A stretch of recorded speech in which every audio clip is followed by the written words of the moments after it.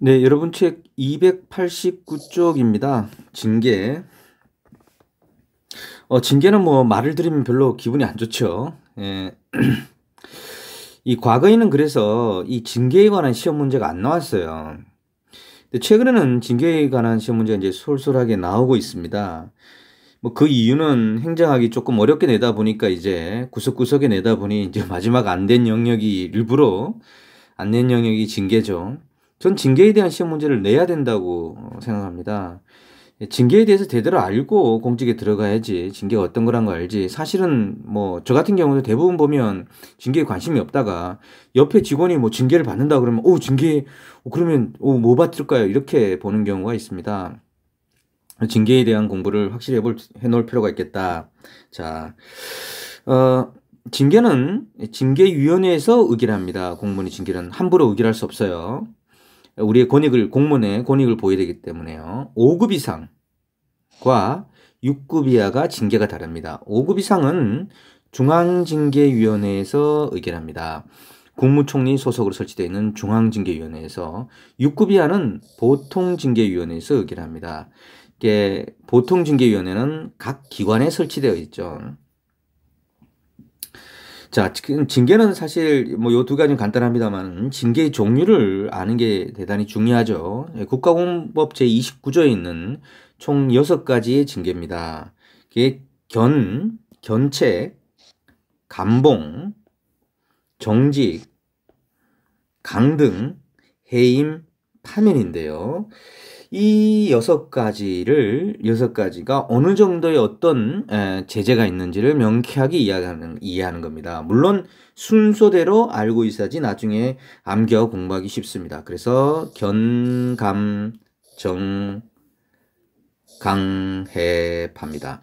견, 감, 정, 강, 해, 파를 아주 명쾌하게 알고 있어야 됩니다. 견책은 잘못을 훈계하고 회개하며 그치는 건 제일 간단한 겁니다. 자, 여기 들어가기 전에요. 여러분, 국가공무원법상 징계라 그러면 이 6개만 국가공무원상 징계예요.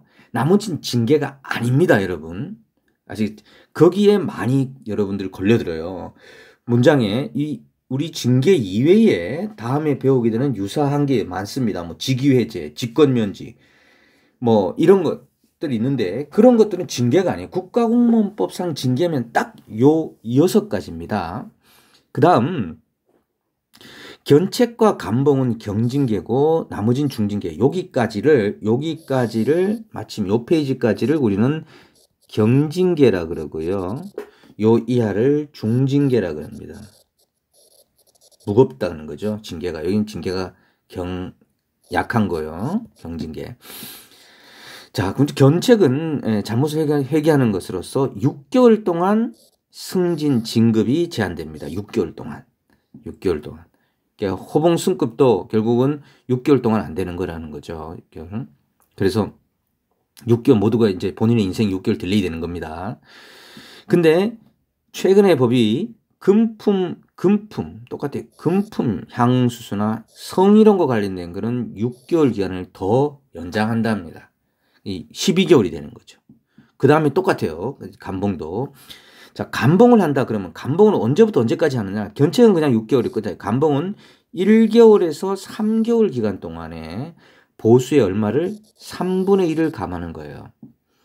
그래서 1개월에서 3개월 기간 동안에 그 다음에 감봉이 끝나는 12개월 동안 승진, 승급이 제한되는데 또 향응 이런 거 있으면 또 6개월 거기 다 한다. 정직도 1개월에서 3개월 동안 정직을 그러면 일을 못 하는 거예요. 보수는 전액 감합니다. 전액 감하고요. 신분을 보유하지만 일을 안 하는 거예요. 정직 일을 못 하는 거예요. 보수는 전액을 감한다. 정직 기간이 끝나는 날부터 18개월 동안 승진 승급이 제한된다. 자, 여기는 6, 12, 18 이렇게 내려오고 있습니다. 그 다음에 강등은 아까 봤지만 1계급 아래로 내리는 겁니다. 엄청난 비참한 아주 제재입니다. 1개월 아래로. 그래서 고위공무원단은 그럼 몇 킬로 내려나? 상급으로 강등 내려온다. 그래 공무원 신분은 보유하나 3개월간 직무에 종사하지 못하고 그 기간 보수는 전액을 감한다. 보수는 안 준다는 거죠. 일단 강등하면 바로 예를 들어서 6급에서 7급으로 강등됐다고 내일부터 7급을 일하느냐 그게 아니라 3개월 동안 집에 있어야 된다는 거죠. 일 못한다는 거죠. 그러니까 요 정직에서 가장 강하게 받았던 그 3개월 그대로 받는다는 얘기다. 그대로 받고 그리고 정직에서 받은 나머지를 그대로 받습니다. 14개월 동안 제한된다는 겁니다. 쉬워요. 이렇게 어려운 것 같지만 자 해임은 공무원을 강제로 퇴직해. 자 여기서부터는 이 두 개는 집에 가는 겁니다. 이제 완전히 공무원을 그만두는 거예요. 집에 가는 겁니다. 해임된 공무원은 3년간 공무원에 임용될 수 없습니다. 아, 이게 정말 중요해요. 3년간 시험이 자주 나와요. 해임 3. 예. 해임은 3년간. 그래서 파면은 그 밑에 있는 파면은 뭐예요? 5년간. 그래서 이것도 시험 문제 많이 나왔어요. 예전에 이거 참 많이 틀렸는데요. 해임은 3년, 파면은 5년이에요. 그래서 이거를 어떻게 외우느냐? 제가 어제 오늘 강의하려고 집에 있는데 보니까 저 밖에서 이 리어카로 뭐 팔아요? 뭐 파라고요? 근데 그 아저씨가 갑자기 아까 들리는데 해삼 팔아요? 그런 거. 해삼 파오 그런 거예요. 해삼 파오 그래서 저 아저씨는 이미 해임은 3년이고 파면은 5년인 거를 알고 있구나. 해삼 파오 그랬습니다. 네. 농담이고요. 이렇게까지 얘기했는데 이 문제 틀리면 안 되겠죠. 예. 이거는 사실은 제가 시험을 위해서 얘기했다기보다는요. 우리 행정학과를 졸업하고 나면 어느 술자리나 보통 이렇게 그냥 보통 자리에서 야, 그 사람 파면당했대. 그래서 그러면 공직에 다시 또 들어가기도 어렵니? 뭐 이렇게 물어요. 남정을 교수가 뭐라 그랬는데 해산파 파면은 5년 동안 공무원이 못 가요. 이렇게 얘기를 해줄 수 있어야 된다는 얘기입니다. 실용적으로 알고 있어야 된다는 얘기예요. 자, 해임의 경우는 퇴직급여를 감액하지 않는 것이 원칙이지만 자, 퇴직급여를 무슨 말이냐면 연금을 그대로 준다는 거예요. 근데 여기도 금품 향후 순수나 공금의 횡령 등이 있을 경우는 중요해요. 퇴직금의 4분의 1, 퇴직수당의 4분의 1, 결국은 4분의 1을 감한다는 얘기예요. 그냥 이렇게 복잡하게 생각하면 4분의 1을 감한다고 생각하면 돼요. 4분의 1. 어떤 경우 해임은 연금 다 준다. 근데 돈 받고 문제 일으킨 친구는 4분의 1을 감한다 이거예요. 파면은 공무원을 강제로 퇴직시키는 최악의 처분이에요. 최악의. 5년간 공무원에 임명될 수 없고 퇴직급여의 2분의 1을 감. 이거 왜 2분의 1인지 아세요 여러분? 교수님 최악으로 퇴임하는 사람한테 왜 2분의 1 줍니까? 이게 자기가 낸 거예요 여러분. 뒤에 연금 나옵니다만 우리가 퇴직급여 여기서 이런 일종의 연금인데요. 퇴직급여. 연금은 여러분 공무원 때 여러분들이 50% 내고요. 국가가 50% 내줘요. 여러분들이 만약에 9급으로 들어서 이번 달에 공무원 연금을 25만 원 낸다 그러면 나라가 25만 원 내고 해서 여러분 월급이 50만 원이 연금으로 저축되는 거예요.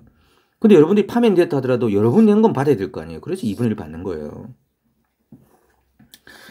자, 유사용어. 유사용어를 알아야 돼요. 유사용어는 이거 징계 아니에요. 엄청나게 잘 걸려듭니다. 다시 얘기합니다. 유사용어 이 아래의 거는 징계 아니다. 징계는 지금때로 봤던 견, 감, 정, 강, 해, 파가 모두가 징계다. 유사용어 직위해제입니다. 직위해제는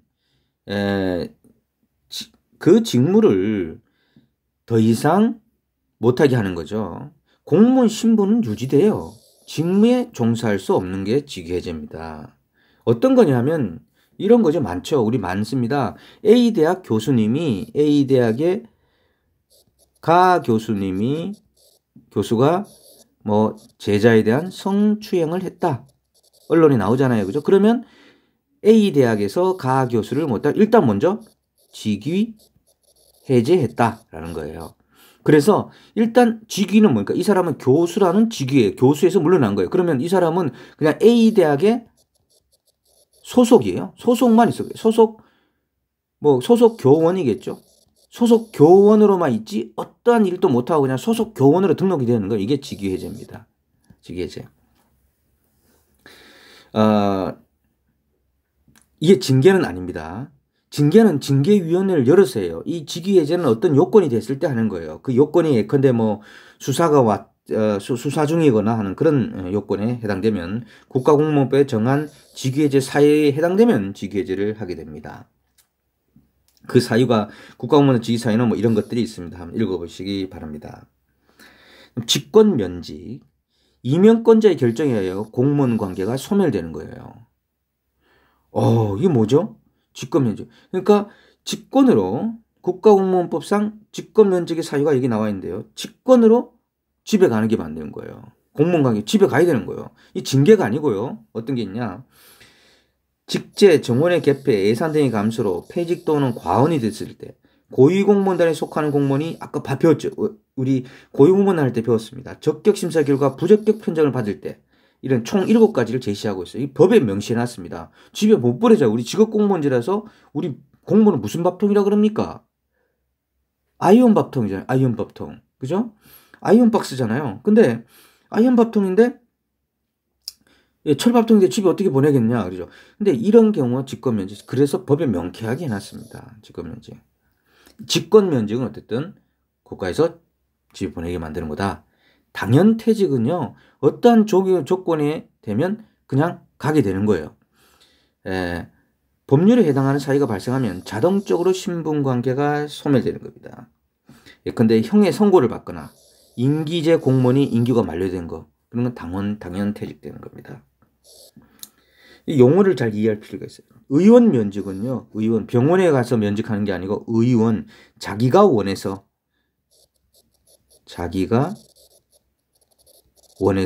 면직하는 겁니다. 그래서 본인의 의사표시에 의해서 저는 의원 면직한 적이 있습니다. 제가 공직생활을 그만둘 때 사표 쓸 때 의원 면직을 했죠. 네.